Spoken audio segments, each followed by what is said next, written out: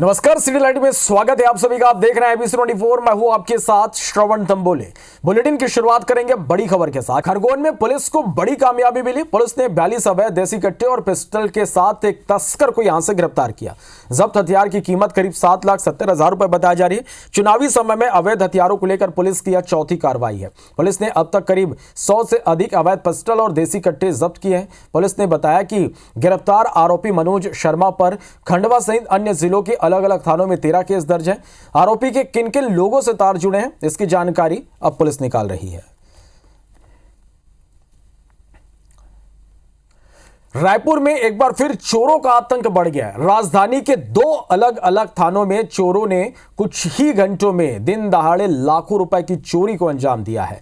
टिकरापारा थाना क्षेत्र के रावतपुरा कॉलोनी निवासी बैंक कर्मी रितेश यादव और उनकी पत्नी काम पर गए थे। शाम को दोनों ऑफिस लौटे तो घर का ताला टूटा हुआ था। बेडरूम में रखी अलमारी का दरवाजा खुला हुआ था, लॉकर टूटा हुआ था। अलमारी में रखे सोने चांदी के जेवरात और हीरे की अंगूठियां गायब थे। पुलिस सूत्रों के अनुसार नगद और जेवरात मिलाकर लगभग 10 लाख रुपए की यहां पर चोरी हुई है। दूसरी चोरी राजधानी के पॉश इलाके में लॉ विस्टा कॉलोनी में हुई। यहां यूरोप गए स्टील कारोबारी के सोने मकान को चोरों ने निशाना बनाया। लॉ विस्टा में रहने वाले स्टील कारोबारी मनीष धोपड़ 1 मई को परिवार के साथ यूरोप गए थे। बुधवार को उनके भाई जब घर की साफ सफाई करवाने पहुंचे तो चोरी का पता चला। लगभग 6 लाख रुपए की यहां से चोरी हुई है। हम लोग ऑफिस गए थे मॉर्निंग में, जो कि 11 बजे निकले थे यहाँ से। फिर 7:30 बजे आए तो देखे तो ताला टूटा हुआ था। ताला लगा था, मतलब कुंडी टूटी हुई थी। अंदर आके देखे तो अलमारी का लॉकर भी टूटा हुआ था। शराब घोटाले में पूर्व आईएएस अनिल टुटेजा ने ईडी की एफआईआर को हाई कोर्ट में चुनौती दी। उनकी ओर से सुप्रीम कोर्ट के वरिष्ठ अधिवक्ता सिद्धार्थ अग्रवाल ने बहस की। वहीं शासन की ओर से सुप्रीम कोर्ट के वरिष्ठ अधिवक्ता महेश जेठमलानी बुधवार को हाई कोर्ट में पेश हुए। इस दौरान दोनों तरफ से जमकर बहस हुई और बहस अधूरी रह गई। मामले की अगली सुनवाई गर्मी की छुट्टी के बाद जून में होगी। बता दें कि अनिल टुटेजा और उनके बेटे यश टुटेजा के खिलाफ 17 जनवरी 2024 को एसीबी ने एफआईआर दर्ज की थी।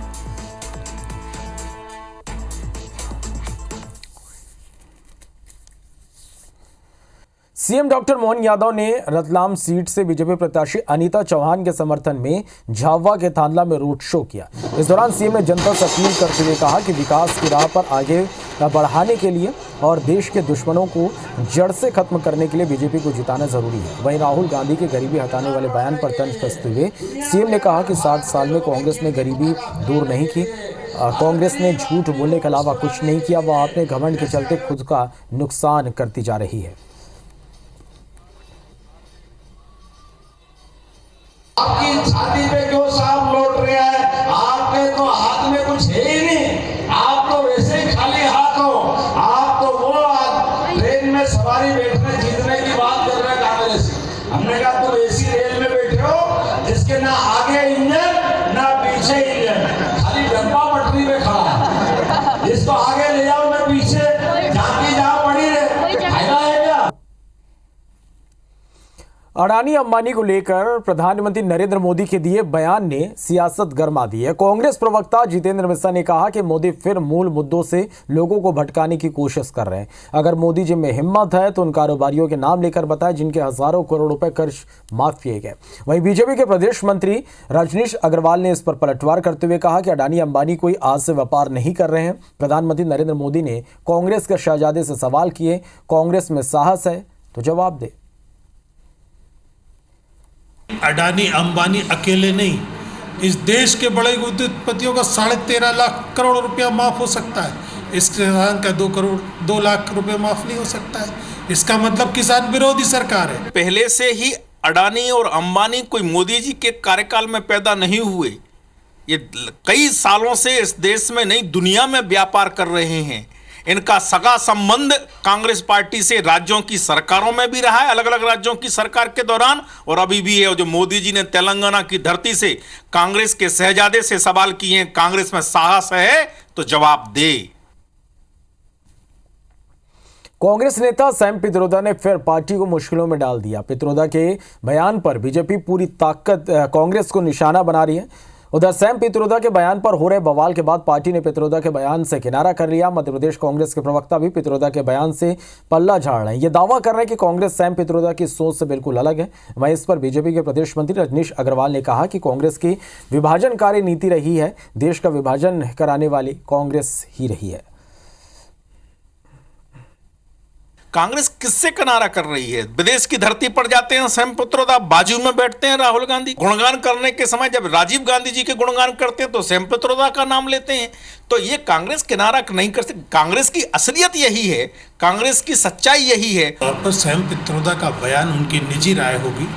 कांग्रेस का समर्थन इसमें कभी नहीं रहा, कांग्रेस कभी भी इस पक्ष में नहीं रही। सैम पित्रोदा की कोई भी राय हो, हम सैम पित्रोदा से सहमत नहीं हैं।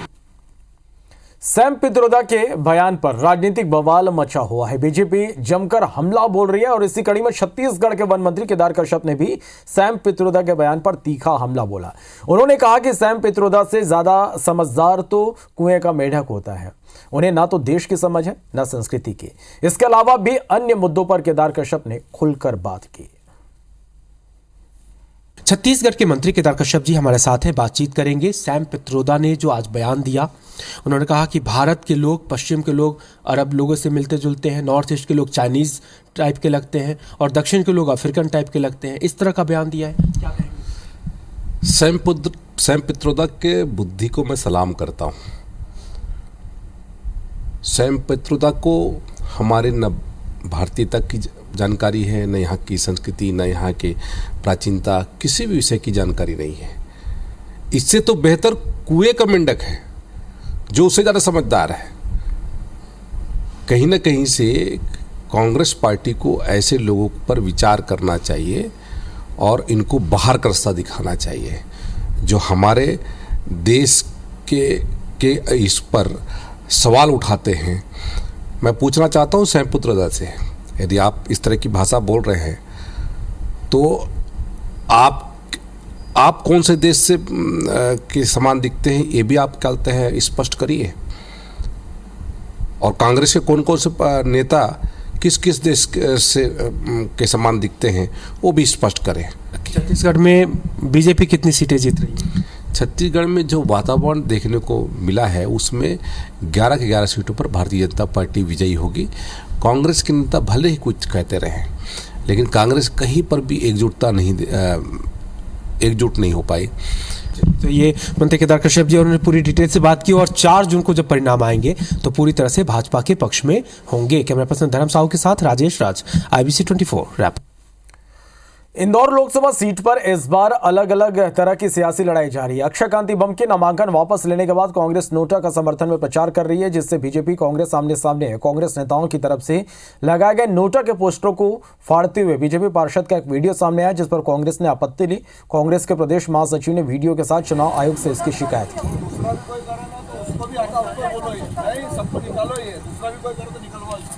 लोगों के मतदान का हक छीना गया, उसके विरोध में आम जनता अब नोटा दबाओ, भाजपा भगाओ, नोटा दबाओ, इंदौर बचाओ, सबक सिखाओ, नोटा दबाओ के पोस्टर वायरल कर रही है। लेकिन यह भारतीय जनता पार्टी की एक महिला पार्षद को रास नहीं आया तो उन्होंने कुछ गुंडों को ले जाकर एक टैक्सी पे लगे हुए इस पोस्टर को फाड़ दिया। इसकी शिकायत चुनाव आयोग को की गई है। एक ऑटो रिक्शा जा रही थी, उस ऑटो रिक्शा के ऊपर नोटा दबाओ, लोकतंत्र बचाओ ऐसा लिखा था। तो हमने उससे पूछा कि नोटा का फ्लेक्स क्यों लगाया है, पीछे लिखा क्या है इस पे। तो उसने बोला कि दीदी नोटा का मतलब क्या होता है, उसे खुद को नहीं पता था। उसने बोला रिक्शा स्टैंड पर हमें 50-50 रुपये देकर ये फ्लेक्स हमारी गाड़ी पे लगा दी गए और बोला गया था कि थोड़ी देर बाद इस फ्लेक्स को उतार दीजिएगा। इसीलिए हमने उस फ्लेक्स को उतराया। इंदौर पहुंचे बीजेपी प्रदेश अध्यक्ष वीडी शर्मा ने एमपी के सभी 29 की 29 सीटें जीतने का दावा किया। वीडी शर्मा ने कहा कि पूरे दम से बीजेपी मैदान में है, बीजेपी को जनता का भरपूर समर्थन मिल रहा। इसके आधार पर यह कह सकता हूं कि बीजेपी सभी 29 सीटें जीतेंगे। साथ ही उन्होंने कहा कि इस बार मिलने वाले वोट प्रतिशत सर्वाधिक वोट शेयर होगा, पिछले चुनाव से 10% ऊपर जाएंगे। कांग्रेस के सम्मानीय अध्यक्ष मध्य प्रदेश के वो कह रहे हैं कि इंदौर की जनता नोटा पर वोट डाले, ये भारत के लोकतंत्र को कमजोर करना है। इंदौर के नागरिक भाइयों बहनों को, सभी मतदाताओं से मैं गंभीरता से अपील कर रहा हूं, आपका एक मत इस देश की सरकार को चुनेगा, आपका एक मत इस देश के भविष्य को चुनेगा। कांग्रेस में मची भगदड़ और दिग्विजय सिंह के बयान के बाद भाजपा के नेता कांग्रेस की चुटकी लेने में कोई मौका नहीं छोड़ रहे हैं। खंडवा पहुंचे बीजेपी के प्रदेश मीडिया प्रभारी आशीष अग्रवाल ने मतदान के प्रतिशत और कांग्रेस नेता दिग्विजय सिंह पर करारा हमला बोला। अग्रवाल ने दिग्विजय सिंह का नाम लिए बगैर कहा कि जिन्होंने पानी पी पीकर सनातन को कोसा, हिंदुओं को आतंकी बताया, उनको भोपाल की जनता ने पिछले चुनाव में 3.5 लाख वोटों से हराया और इस बार राजगढ़ में ये आंकड़ा और बढ़ जाएगा। अग्रवाल यही नहीं रुके, उन्होंने कांग्रेस पर एक शायरी के जरिए तंज कसा। खंडवा में उन्होंने कहा कि हमको मालूम है जन्नत की हकीकत, लेकिन दिल बहलाने को गालिब ये ख्याल अच्छा है। हमको मालूम है जन्नत की हकीकत, लेकिन दिल बहलाने के लिए ख्याल अच्छा है। तो कांग्रेस इस दिल बहलाने के ख्यालों में जी रही है। देखिए, सनातन को जिन्होंने पानी पी पी के कोसा, जिन्होंने हिंदू को आतंकवादी बताया, ऐसे व्यक्ति को भोपाल की जनता ने 3.5 लाख मतों से हराया था पिछली बार। इस बार उससे आगे का रिकॉर्ड बनेगा। सैम पित्रोदा के बयान पर मचा सियासी घमासान थमने का नाम नहीं ले रहा। बीजेपी लगातार कांग्रेस पर हमलावर है। इसी कड़ी में श्रम एवं ग्रामीण विकास मंत्री प्रहलाद पटेल ने भी सैम पित्रोदा पर तंज कसा। उन्होंने कहा कि सैम पित्रोदा जैसे लोग अंग्रेजों की संतति और हमेशा देश को बांटने का काम करते हैं। बहुत दूर तक इतिहास न पढ़ पाए तो कम से कम आदियो शंकराचार्य को ही पढ़ ले। सैम पित्रोदा जैसे लोग ये अंग्रेजों की संतति के तौर पर हैं, जो देश को सदैव बांटने का काम करते रहे। बहुत दूर तक इतिहास ना पढ़ पाए तो आदिगुरु शंकर को ही पढ़ लें तो पर्याप्त होगा। रायगढ़ सीट पर इस बार बम्पर वोटिंग हुई। इस सीट पर अब तक की सबसे अधिक 78.43% मतदान हुए हैं। मतदान के आंकड़ों को लेकर राजनीतिक दल बेहद उत्साहित है। भाजपा का दावा है कि इस बार मोदी की गारंटी पर भरोसा कर लोगों ने जमकर वोटिंग की। अब तो वहीं कांग्रेस का कहना है कि जनता बदलाव के मूड में और मतदाताओं ने एंटी इनकम्बेंसी के चलते सरकार के खिलाफ वोट किए।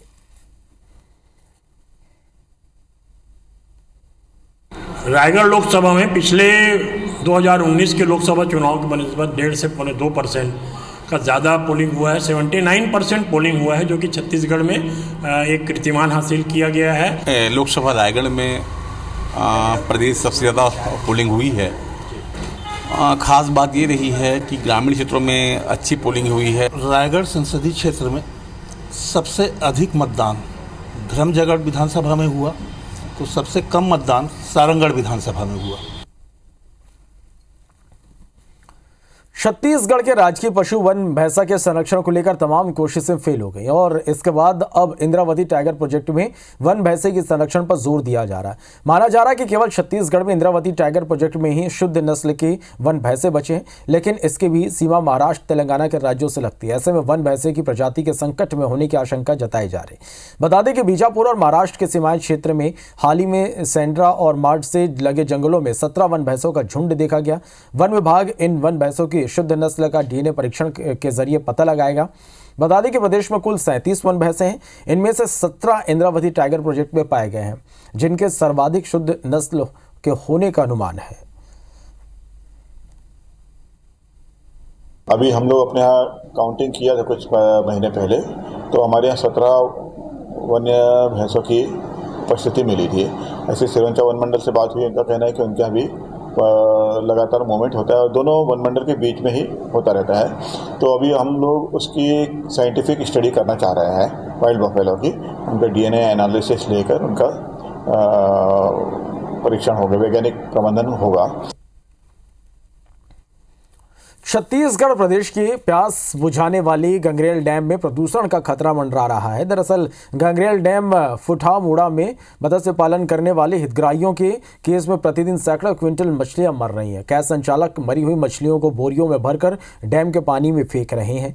वहीं डैम के आसपास गड्ढा खोदकर पाटा भी जा रहा है। मरी हुई मछलियों के सड़ने से डैम का पानी प्रदूषित हो रहा है, जो चिंताजनक है, क्योंकि डैम का पानी रायपुर, भिलाई सहित आसपास के जिलों में दिया जाता है। साथ ही वेटलैंड एरिया में हजारों की संख्या में पहुंचने वाले साइबेरियन प्रवासी पक्षी जीव जंतु के लिए भी यह खतरा है। वाइल्ड लाइफ वेलफेयर सोसाइटी की माने तो वेटलैंड में मत्स्य पालन की जो अनुमति देना ही नियम विरुद्ध है।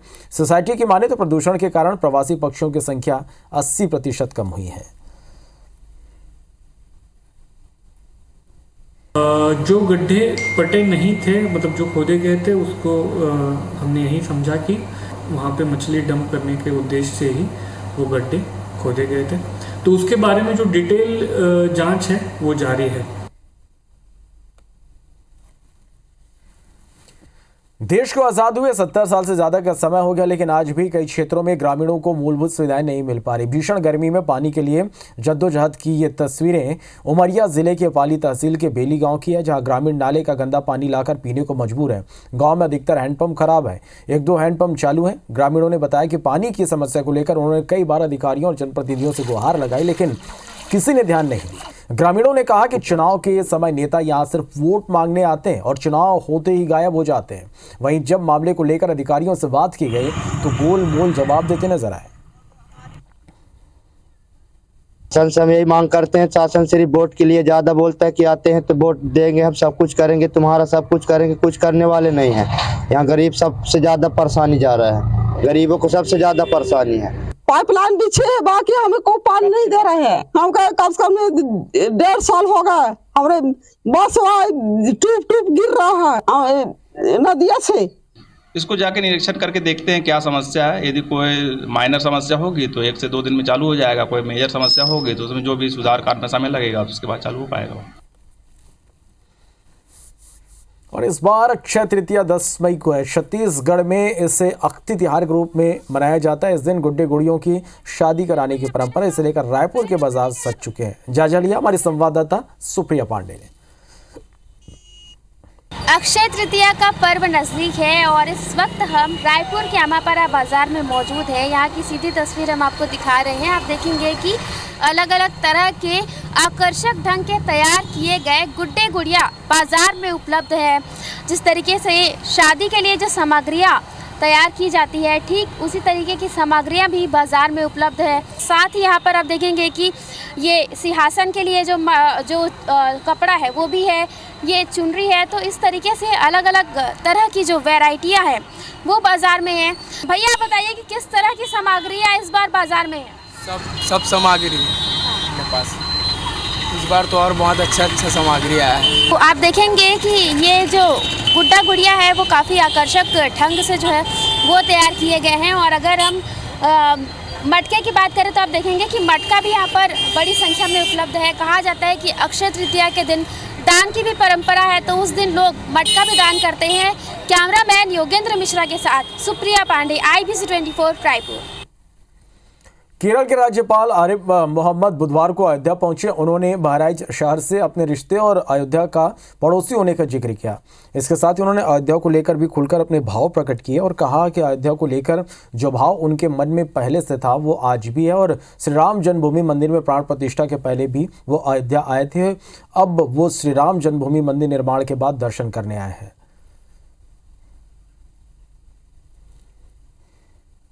जनवरी में 2 दफ़ा आया हूँ मैं, तो जो उस वक्त भाव है वही आज भाव है। मैं बहुत पहले भी आया हूँ, मैं अयोध्या का पड़ोसी हूँ, मैं तो पहले भी बहुत आता रहा हूँ।